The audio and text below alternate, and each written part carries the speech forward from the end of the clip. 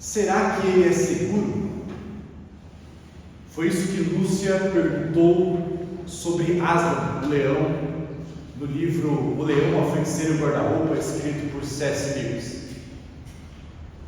Nesse diálogo, o castor, para quem ela pergunta, será que ele é seguro? O castor responde o seguinte: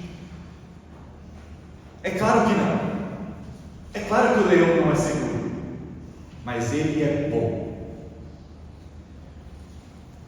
Esse diálogo nos convida a pensar na seguinte pergunta: como nós podemos viver na presença de alguém que é bom, mas ao mesmo tempo perigoso? A Bíblia inteira afirma que Deus é bom. Isso ninguém duvida.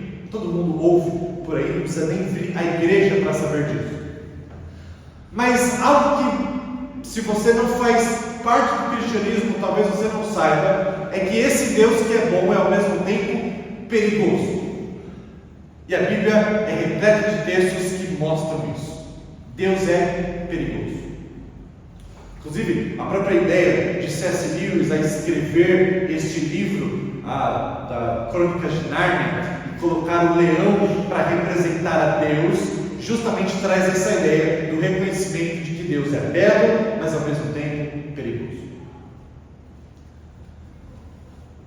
Mas essa pergunta é importante para nós. Como nós vivemos na presença de um Deus assim? Porque se o nosso Deus é como o mundo fala, apenas um Deus bom, apenas um Deus amoroso, então ninguém precisa se preocupar em como viver na presença dele. Mas se esse Deus ao mesmo tempo é perigoso, então aí a pergunta começa a fazer sentido. Como devemos viver na presença de um Deus assim? E a resposta bíblica está no livro que a gente geralmente costuma pular. Vai chegando agora no final do ano, aqueles que nunca leram a Bíblia inteira, ou aqueles até mesmo que já leram, vão se sentindo desafiados a começar o próximo ano lendo a Bíblia do começo ao fim. E aí, então começa janeiro lendo Gênesis, depois Êxodo, e aí chega em Levítico, todo mundo para, fecha a Bíblia, volta o ano que vem em Gênesis de novo. Quando chega em Levítico, todas aquelas leis cerimoniais, aquelas leis muito estranhas sobre animais sendo sacrificados, sobre mofo, sobre fluxo de sangue, sobre vestimento dos sacerdotes, toda aquela estranheza a gente pula e fala até ano que vem. Um livro que aqueles mais corajosos chamam de chato. Porém, essas regras chatas são, na verdade, a resposta mais linda para a pergunta mais urgente da humanidade: como nós podemos viver na presença de um Deus bom, mas muito perigoso? É sobre isso que o livro de Levítico trata. E eu quero te convidar nessa noite a levá-los por um panorama nesse livro de 27 capítulos. Panorama. Para mostrar e responder a pergunta: como chegar perto de um Deus santo sem ser destruído por Ele? Esse é o meu objetivo essa noite com vocês. Para isso, eu quero te dar um pouquinho, rapidamente, um contexto histórico do livro de Levítico. Como dito, ele é o terceiro livro escrito por Moisés, é o terceiro livro na ordem bíblica, que conta a história dele, aonde ele começa. Deus criou o mundo, Gênesis, Deus chamou Abraão para começar uma nação. A nação de Abraão, os descendentes de Abraão crescem muito. Mais para frente, em Êxodo, eles são levados escravos para o Egito, eles são escravizados no Egito, melhor dizendo. Depois de 400 anos, Deus liberta esse povo do Egito e leva eles para o deserto, com a sua mão poderosa. No deserto, Deus faz uma aliança com o povo no Monte Sinai, através de Moisés. E o livro de Êxodo já nos conta que o povo de Israel falhou miseravelmente em cumprir a aliança. O povo de Israel foi incrédulo, o povo de Israel foi ingrato, o povo de Israel foi idólatra, o povo de Israel foi desobediente. E de repente o livro de Êxodo termina dizendo que Moisés não podia entrar na presença de Deus, que na época se dava no tabernáculo. O tabernáculo é como se fosse uma tenda construída para que onde seriam feitos os sacrifícios, várias cerimônias religiosas, e um lugarzinho chamado Santo dos Santos, aonde simbolizava a presença de Deus no meio do povo. Tamanho era o pecado de Israel que o seu líder Moisés não podia entrar na presença de Deus para representar o povo. É assim que o livro de Êxodo termina. Um Deus santo que não podia tolerar o pecado e um povo pecador que não podia adentrar na presença de Deus. E então vem o livro de Levítico. E o livro de Levítico começa com esse problema. Já logo no primeiro versículo, o livro de Levítico diz que Deus chamou Moisés da tenda do encontro. Moisés não pôde entrar na tenda, Deus teve que chamar Moisés de dentro e Moisés teve que ficar na porta, por assim dizer. E então o livro de Levítico todo é repleto de leis cerimoniais que deveriam ser seguidas pelo povo para que o povo pudesse estar na presença de Deus. Okay? O livro de Levítico é sobre isso.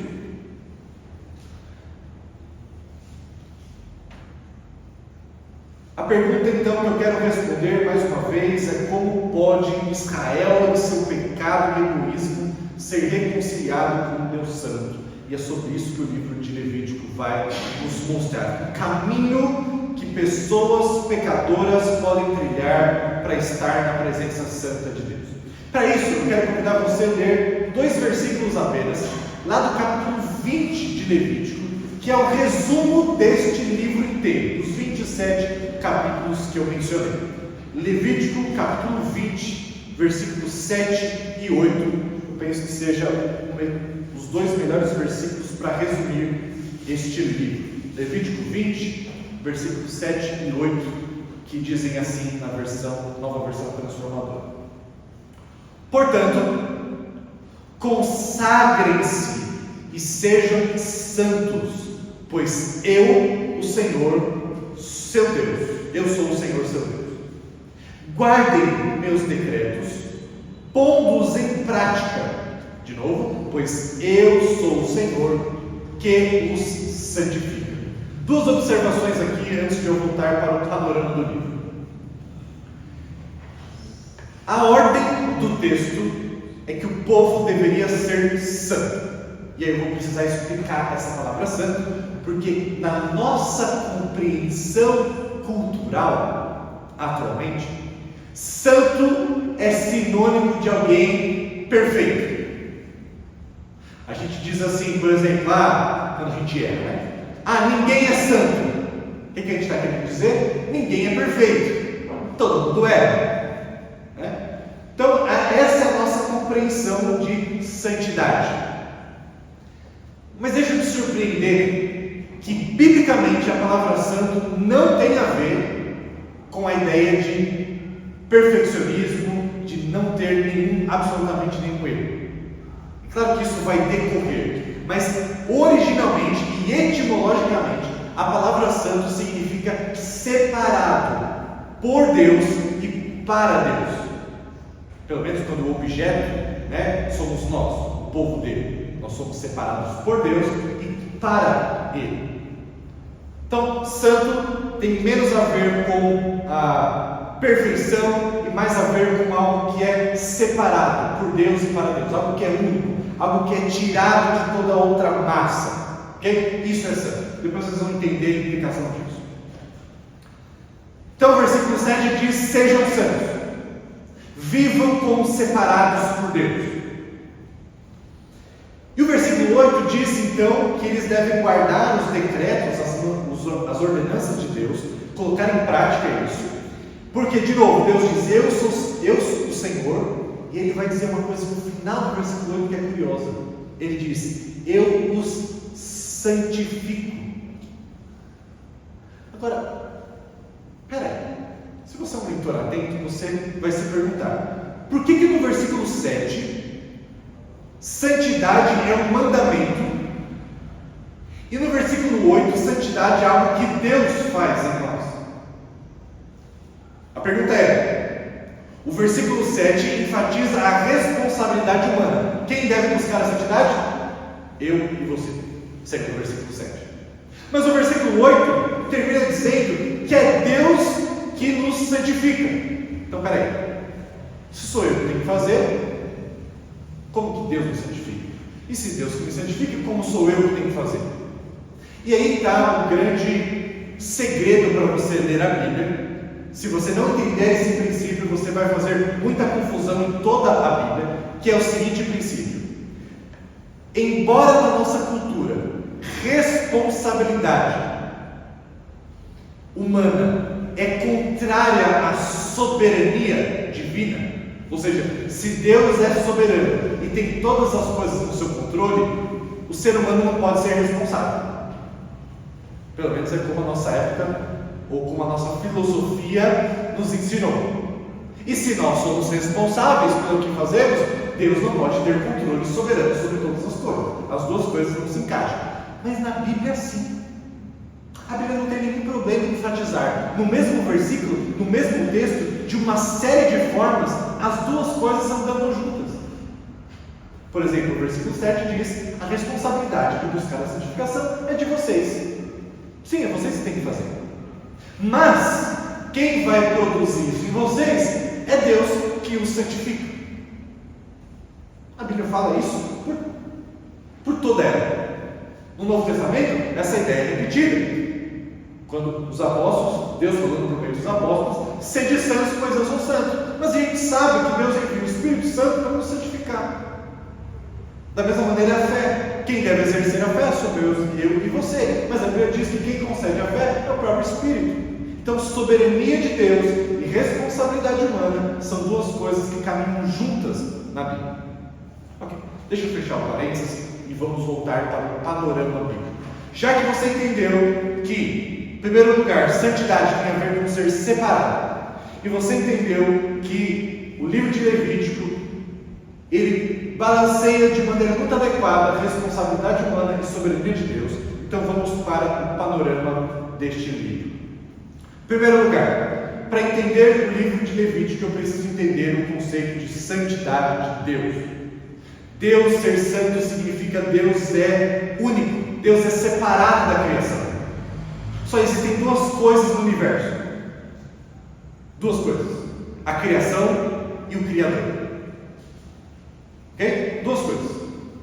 Você não consegue pensar em nada além de Criador e criatura. Tudo que você conhece ou é criatura ou é o Criador, basicamente. Deus é separado da criação. Deus é único. Deus não tem nenhum ser que se parece com Ele.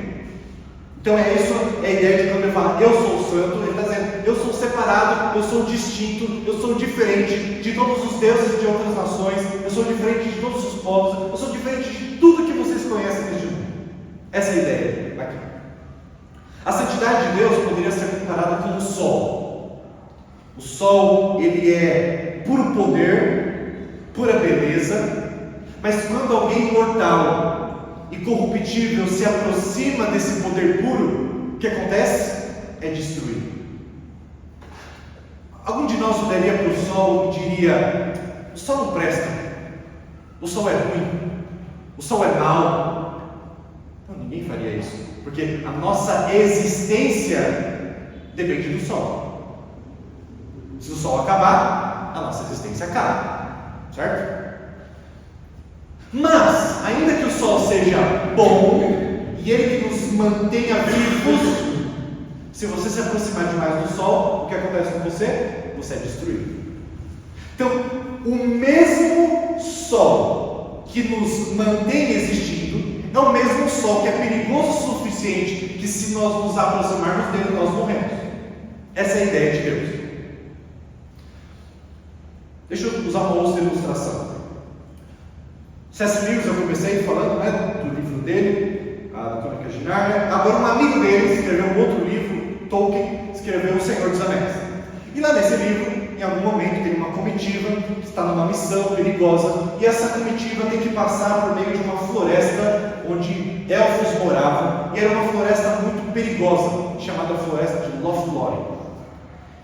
Então, de repente, quando aquele grupo está prestes a entrar nessa floresta, um deles diz: essa floresta é muito perigosa.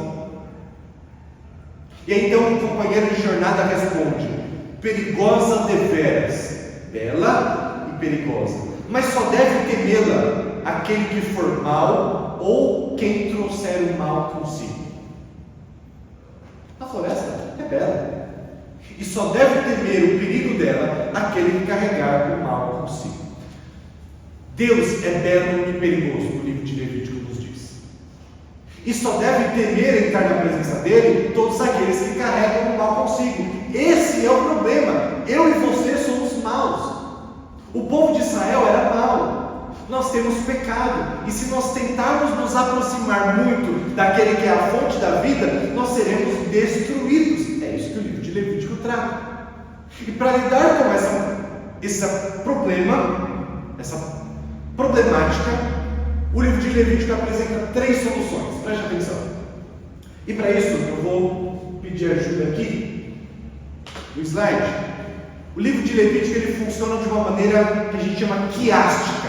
Tá? Tem um quiasmo, que é uma estrutura hebraica, da literatura hebraica, onde é apresentada uma ideia, nos primeiros capítulos. Depois, na sequência, é apresentada uma outra ideia. Depois, uma outra ideia. E depois, uma ideia central. E depois, você continua o livro, agora voltando às ideias anteriores, até terminar o livro com a mesma ideia com a qual você começou. Isso é uma estrutura quiástica, ok? E o livro de Levítico ele vai apresentar as respostas que Deus dá do problema de como nos aproximamos de um Deus Santo, com 3 respostas. Tá? E aí tem uma resposta central aqui, que é uma mistura das 3. Então, a primeira resposta é ritual. Deus dá ritual para o povo. Os primeiros 7 capítulos de Levítico falam dos sacrifícios como esses rituais. Depois, do 8 a 10, fala dos sacerdotes. Eles são ordenados, são chamados por Deus para exercer a tarefa de representar o povo perante Deus. Depois temos rituais de pureza.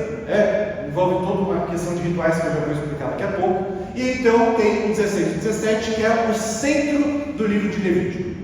É uma mistura dessas outras soluções, mas de modo central. Essa é a ênfase do autor aqui. Depois ele volta a falar de pureza, agora moral. Depois ele fala dos sacerdotes, mas agora quanto às suas qualificações. E fala depois de mais rituais, agora das festas. E termina com um chamado à fidelidade de Israel. Pensando nisso, deixa eu destrinchar essas 3 respostas: rituais, sacerdotes e, por último, as questões de pureza. No começo do livro, os primeiros capítulos, Moisés estabelece que existem 5 tipos de sacrifícios. Cada sacrifício apontava para algum elemento diferente. Alguns sacrifícios apontavam para a ideia de você agradecer a Deus por aquilo que Deus tinha feito, como se fosse um muito obrigado. Outros eram um pedido de perdão por aquilo que eles haviam feito errado. Então Deus estabelece sacrifícios aqui que tinham a ideia de que o pecado do povo, para que fosse perdoado, era necessário que um sangue inocente de um animal fosse derramado. Okay? Desde sempre Deus trabalhou desse jeito. Ele falou: o pecado tem consequências, Adão e Eva. Se vocês comerem desse fruto, certamente vocês vão morrer. E desde então Deus tem mostrado que os nossos pecados têm consequências. E se nós não receberemos as consequências em nós mesmos, alguém receberá o juízo em si. No caso deles, eram animais que eram mortos, simbolizando que o pecado deles estava sendo transmitido para aqueles animais, simbolicamente. E então os animais eram mortos, carregando os pecados do povo. Essa era a ideia dos sacrifícios naquela época. É interessante notar que os sacrifícios não poderiam ser feitos de animais com defeitos, mancos, mas deveriam ser animais perfeitos, puros, sem mancha, sem mácula. Porque só alguém perfeito poderia ser suficiente para perdoar os pecados dos pecadores. A gente vai chegar lá depois. Existiam também, além dos sacrifícios, festividades sagradas, que era o meio pelo qual Deus relembrava ao povo de coisas que Deus havia feito no passado de Israel. E aqui um breve parênteses. Esse é um ensino para nós hoje, que às vezes somos negligentes quanto a recuperarmos tradições e festas para nos lembrar dos feitos de Deus no nosso passado, seja no nosso passado como indivíduo ou no nosso passado enquanto igreja, enquanto povo do Senhor. E Deus usava esses rituais para lembrar o povo dos seus feitos da história de Israel, a sua salvação. Então, a primeira resposta para o problema: como podemos estar perto de um Deus que é bom, mas ao mesmo tempo perigoso, sem sermos destruídos? A primeira resposta é através de rituais. Sacrificar animais, fazer festas e participar de liturgias religiosas que nos lembram que Deus nos salva. Essa é a primeira resposta. Segunda resposta é através de sacerdotes. Sacerdotes nada mais era do que um mediador humano que tinha a incumbência de fazer os sacrifícios no tabernáculo, posteriormente no templo, e ser o representante do povo perante Deus. Parênteses aqui de novo. Deus na Bíblia sempre escolheu tratar a humanidade por meio de representantes. Sempre. Desde Adão e Eva, depois com Moisés, com Abraão, com Moisés, e por aí vai, todos os sacerdotes e profetas do Antigo Testamento, e depois do Novo Testamento isso fica cada vez mais claro. Deus escolheu tratar a humanidade através de representantes. Gostemos disso ou não, temos uma crise atual com representatividade, mas Deus escolheu tratar-nos através de representantes. E os representantes que Deus escolheu nessa época eram os sacerdotes. Eram aqueles que deveriam ter uma vestimenta específica, que deveriam ter uma moralidade elevada em comparação com o povo, eram os únicos permitidos a fazerem sacrifícios. E dentre os sacerdotes existia um chamado o sumo sacerdote, que tinha uma função específica que a gente vai ver daqui a pouco. Mas, ou seja, dentro dessa atmosfera de que Deus disse que se relacionaria com o povo através de representantes, os sacerdotes são ordenados. Agora, olha comigo Levítico capítulo 10, versículo 1 ao 3. Levítico 10, versículo 1 ao 3. Olha que história interessante, na verdade preocupante.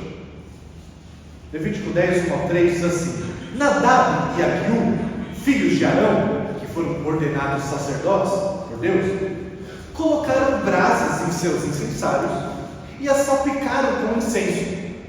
Com isso trouxeram fogo estranho diante do Senhor, diferente do que ele havia ordenado.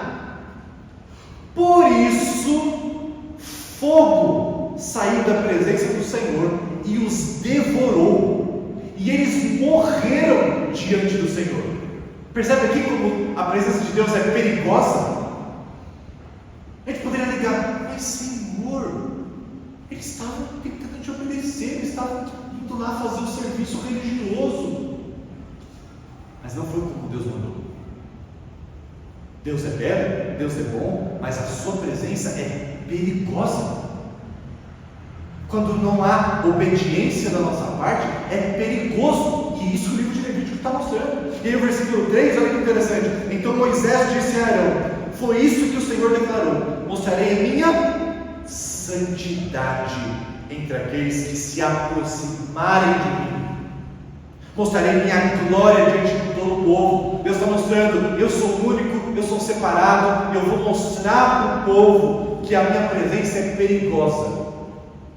Então, o texto termina dizendo que Arão ficou em silêncio. O pai ficou em silêncio. Ele viu seus dois filhos morrendo, mas ele não teve como argumentar contra Deus, porque ele percebeu que a presença de Deus era perigosa. E Arão ficou em silêncio diante da morte dos seus filhos. Aqui é um lembrete assustador de que a bondade pura de Deus se torna perigosa para aqueles que desobedecem. E Deus escolheu os sacerdotes justamente para representar o povo, mas quando os sacerdotes não obedecem, eles mesmos são destruídos. Mas essa é a segunda solução que Deus apresenta para o povo. A primeira delas, os rituais de sacrifícios e festividades. A segunda resposta de Deus é: eu estabelecerei sacerdotes que vão fazer a mediação entre eu e vocês. E eles vão apresentar sacrifício no lugar de vocês. E a terceira resposta, o problema de como podemos estar na presença de Deus Santo, é as leis de pureza. E aqui eu vou tentar ser o mais breve possível, embora esse tema seja bem grande. É aqui onde as coisas em Levítico começam a ficar mais difíceis. Por quê? Porque você vai ver um monte de lei estranha. Por exemplo, dizendo que mulheres na sua época menstrual são consideradas impuras. Pessoas com doenças de pele são consideradas impuras. Pessoas com qualquer fluxo que seja são consideradas impuras. Pessoas que tiveram contato com pessoas mortas são consideradas impuras. Peraí, como assim?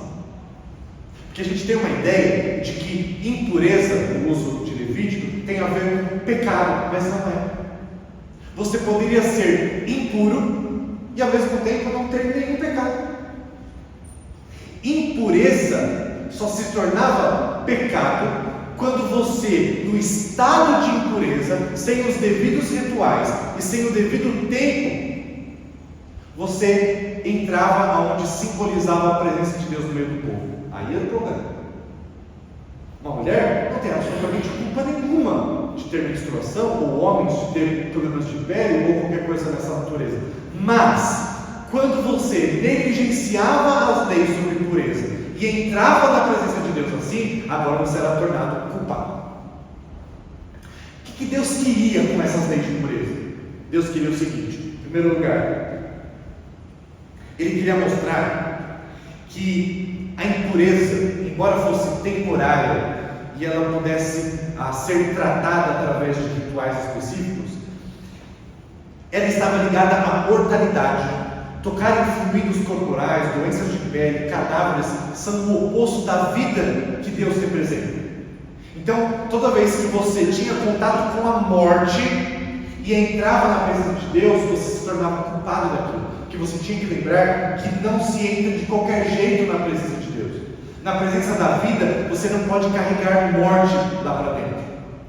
Ou, por exemplo, e aí talvez seja mais difícil, mas quando entra nas leis dietéticas, nas famosas leis que impedem o povo de Israel comer carne de porco, por exemplo, e que todos nós comemos e não vemos nisso um problema, você fala: mas espera aí, por que eles tinham tantas restrições alimentares assim? Tem muitas discussões e possibilidades teológicas para isso. A que eu acho mais interessante é que essas proibições na área de comida serviam para lembrar Israel de que eles eram uma nação diferente das outras nações.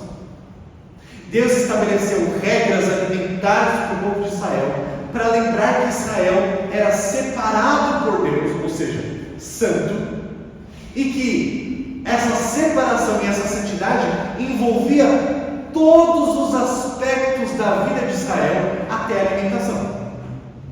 Ok? Então não é que comer carne de porco é em si um pecado, mas quanto às leis cerimoniais de Israel, fazer isso se tornava um pecado, pelo menos naquele período, porque Deus queria mostrar uma lição. A lição é: ser meu povo, ser separado para mim, influencia todas as áreas da sua vida, até aquilo que você come.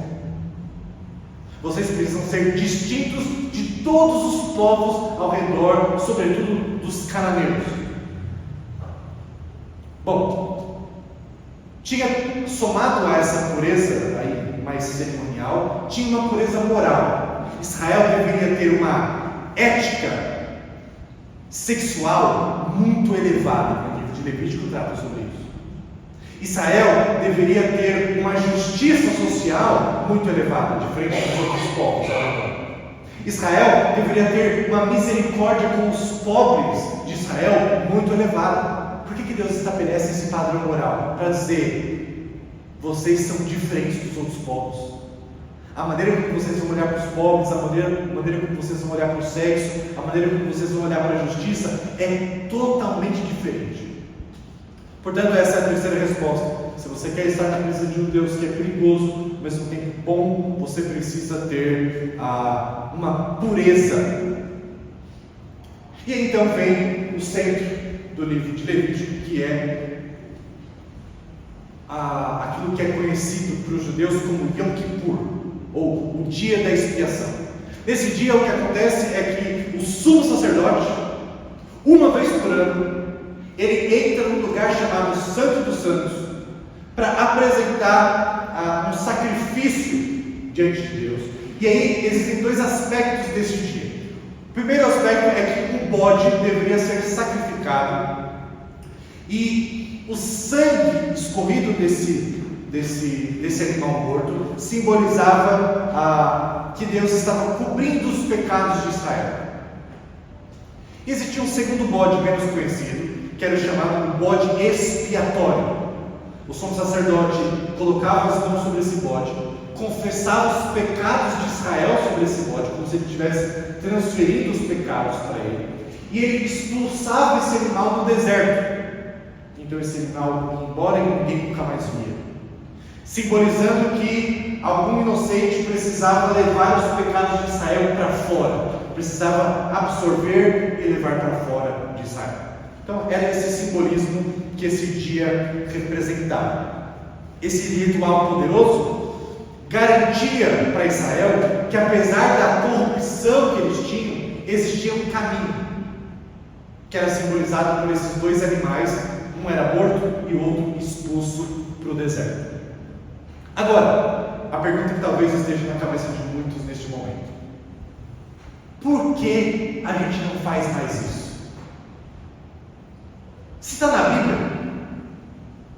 e se era um meio que Deus escolheu para estarmos na presença de um Deus que é perigoso, por que a gente não faz isso? Por que a gente come carne de porco? Por que a gente não tem sacerdote? Por que a gente não mata animal? Por que a gente não tem templo, nem tabernáculo? Por que a gente não tem nada disso?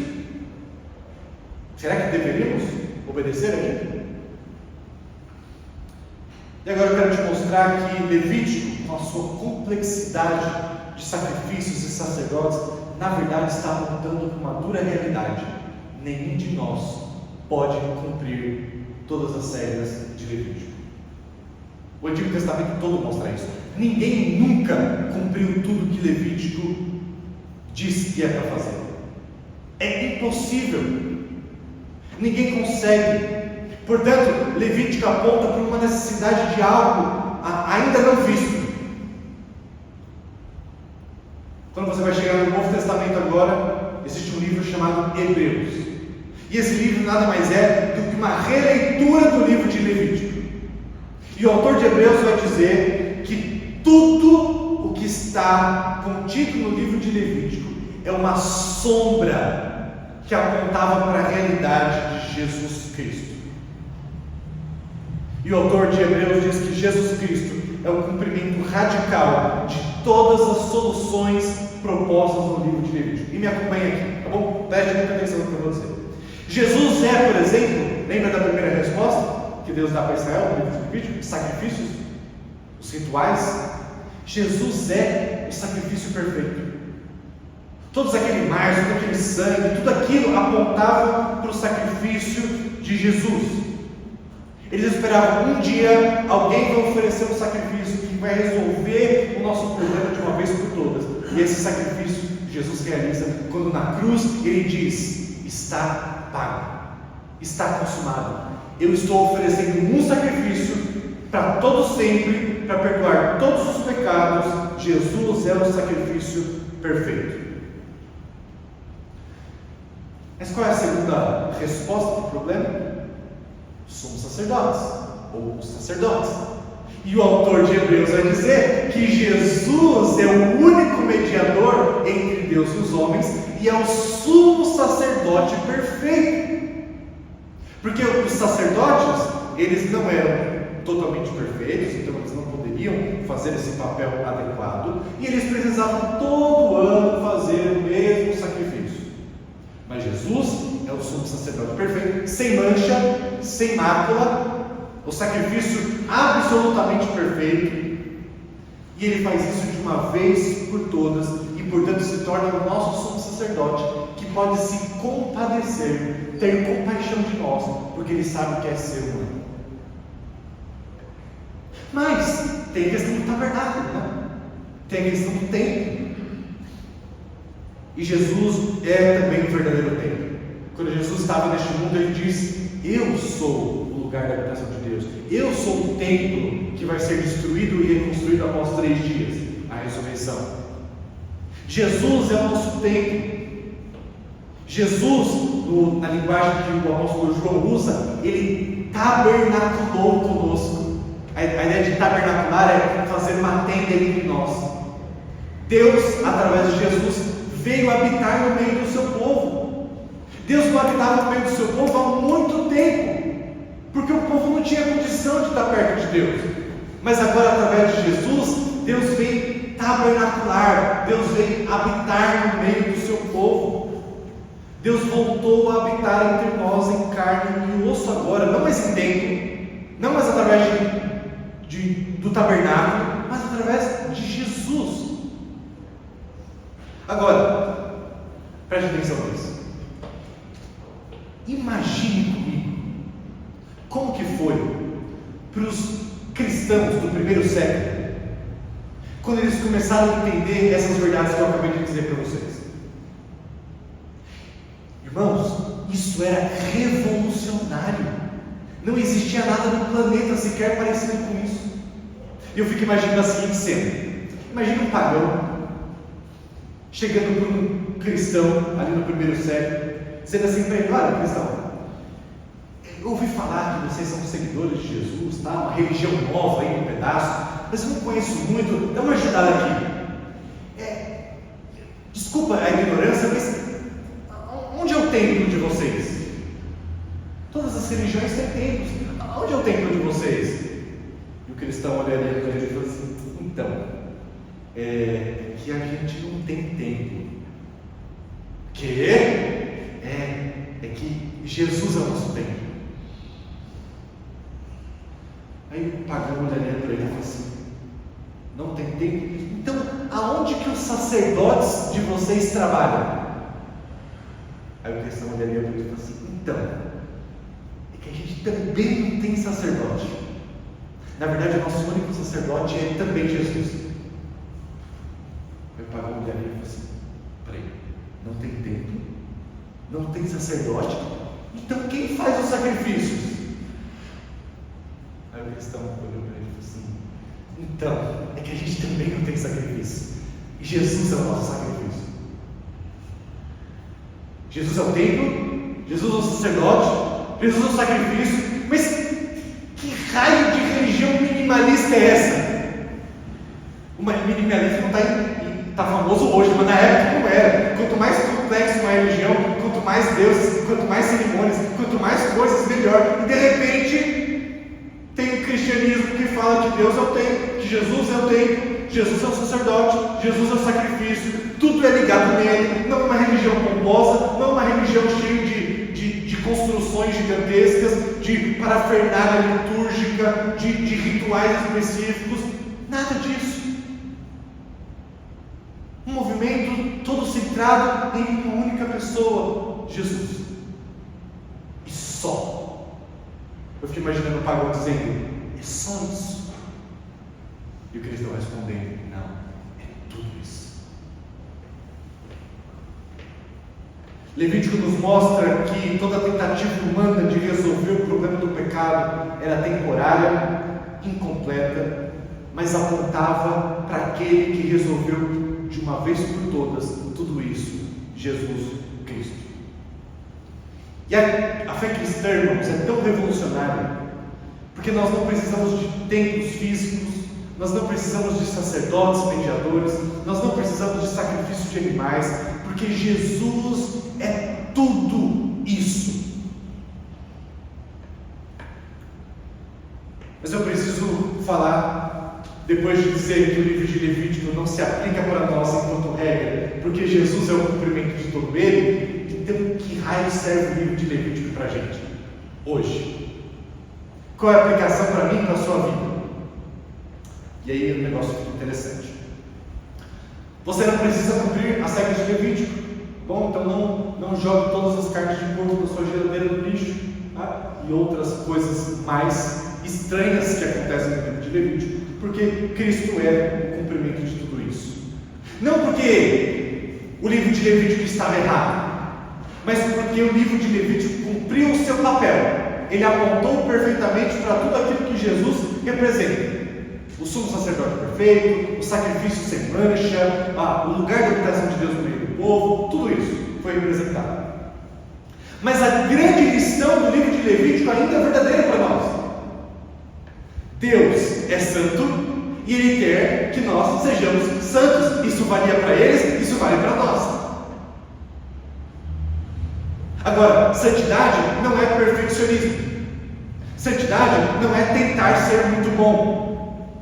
Santidade é ser totalmente dedicado a Deus, totalmente separado por e para Deus. É por isso, irmão, eu estou tentando te convencer que santidade significa isso, tá? Sabe que os objetos do templo eram chamados de santos? Se santidade tiver apenas a ver com o aspecto moral, então como um objeto pode ser moral? O objeto é amoral. Ele não tem moralidade, ele não tem escolha, não tem nada.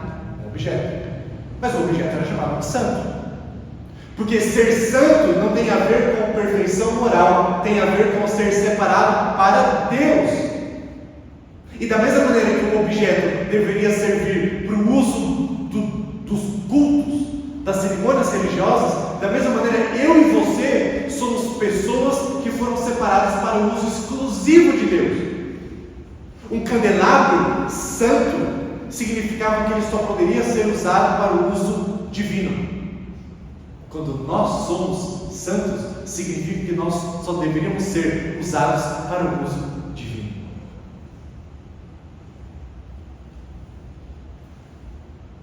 Deus está exigindo que nós sejamos todo dele. Nós não podemos viver para nós mesmos, nós não podemos guardar áreas da nossa vida só para nós. Deus, olha, eu gostei muito da Bíblia, eu gostei desse negócio de religião, mas assim, o meu trabalho eu mantenho fora. Deus, não, até o meu trabalho está dentro, mas o meu lazer, Deus, não se mexe. Aqui é coisa minha. Não, Deus, a minha sexualidade está fora. O resto eu vou lá na igreja, né? Eu contribuo, eu vou de domingo lá, mas a minha sexualidade deixa à parte. Deus, tudo é do Senhor, mas o dinheiro deixa que eu cuido. Meus relacionamentos, Deus, funcionam da minha maneira. Não, santidade significa que todas as áreas da nossa vida são dedicadas ao Senhor, tudo é dele, nós não negociamos. A graça não nos dá direito de vivermos como quisermos, a graça alimenta a nossa verdadeira obediência, a nossa entrega. Mas além disso, o livro de Levítico é importante para nós hoje, porque ele nos mostra que, como Moisés, que não podia entrar no tabernáculo de Deus, nós podemos por meio de Jesus. E nós temos o autor de Hebreus, lá no capítulo 10, versículo 19 a 22, vai dizer que nós podemos entrar na presença de Deus agora em plena confiança, já não mais em medo, já não mais em pavor, já não mais achando que nós seremos destruídos pela presença perigosa de Deus, mas de repente, por causa de Jesus, a presença de Deus pode ser adentrada com confiança. Sabe por quê? Porque quando Jesus estava morrendo naquela cruz do Calvário, a Bíblia diz que o véu que separava o santo dos santos foi rasgado de cima a baixo, nos mostrando que a presença de Deus está acessível a nós pelo caminho aberto por meio de Jesus. Nós podemos acessá-la com confiança. Deixa eu terminar fazendo algumas aplicações para diferentes grupos de pessoas hoje aqui. Talvez você não é um cristão ainda. E talvez você esteja pensando: eu nunca vou ser santo o suficiente. E eu digo: você acertou. Você nunca será santo o suficiente, nenhum de nós. Mas a boa notícia é que Deus não está esperando você ficar bom o suficiente. Ele está oferecendo Jesus como seu substituto perfeito. Não confie mais nos seus esforços, na sua capacidade. Jesus Cristo é o sacrifício a quem você deve confiar, não no seu esforço. O Antigo Testamento todo é uma prova que ninguém por esforço consegue. Mas agora eu quero falar para aqueles que já são cristãos, mas que talvez sejam novos na fé, e agem da mesma maneira uma luta com o peso das suas falhas. Você diz: eu sei, eu quero seguir Jesus, mas eu continuo pecando. Tenho pecados que me agarram, me amarram, que são difíceis de abandonar. Eu quero dizer para você que Jesus não se surpreende com as suas falhas. Jesus morreu exatamente porque você tem essas falhas, Ele sabia disso. Portanto, confesse, lave-se no sangue de Jesus e volte à presença dEle por meio da fé em Jesus, por meio da qual você não é visto mais como um pecador, e sim como um justo, como um santo, alguém separado para Deus. Mas por último, eu quero me direcionar àqueles que são crentes maduros na fé. E talvez para esse grupo, o perigo não é achar que nós não somos santos o suficiente. Para esse grupo, o perigo é achar que nós somos santos demais. E o livro do Levítico nos lembra que santidade não é conquista. Santidade é dedicação integral. E aí é o ponto do gato. Nenhum de nós pode dizer que todo o nosso tempo é dedicação integral ao Senhor. Nenhum de nós pode dizer que todo o nosso dinheiro, nenhum de nós pode dizer que toda a nossa sexualidade, nenhum de nós pode dizer que todos os seus amores, que todos os seus pensamentos, que tudo na sua vida é dedicado para o Senhor. Nenhum de nós pode dizer. Nenhum de nós nesse sentido é santo demais. Todos nós estamos no meio de uma caminhada e precisamos lembrar disso. Nós não podemos guardar áreas da nossa vida cujo Deus não tenha total direito. Portanto, o livro de Levítico nos lembra que Deus leva o pecado a sério. Deus não brinca com o pecado. Portanto, nós não devemos brincar. Nós não devemos minimizar o pecado. Devemos levar ele até a cruz, onde ele é totalmente derrotado. Por fim, lembra como eu comecei essa mensagem? Perguntando como deveríamos viver na presença de alguém que é bom e perigoso. A resposta do livro de Levíticos é por meio da graça, por meio do sacrifício, por meio da mediação, e tudo isso aponta para uma única pessoa, Jesus. Levítico é um livro estranho, cheio de sangue, regras que nós não cumprimos mais, mas quando você enxerga Jesus nele, ele é um dos livros mais lindos de toda a Bíblia, porque ele diz: Deus quer estar perto de você, e para isso ele providenciou tudo, absolutamente tudo, para que isso fosse possível, enviando seu Filho para morrer numa cruz, para que nós pudéssemos ter acesso a Ele. Portanto, irmãos, que possamos viver como o povo que tem acesso total à presença do Senhor, não através do cumprimento de regras, mas pela graça, pelo sacrifício perfeito de Jesus.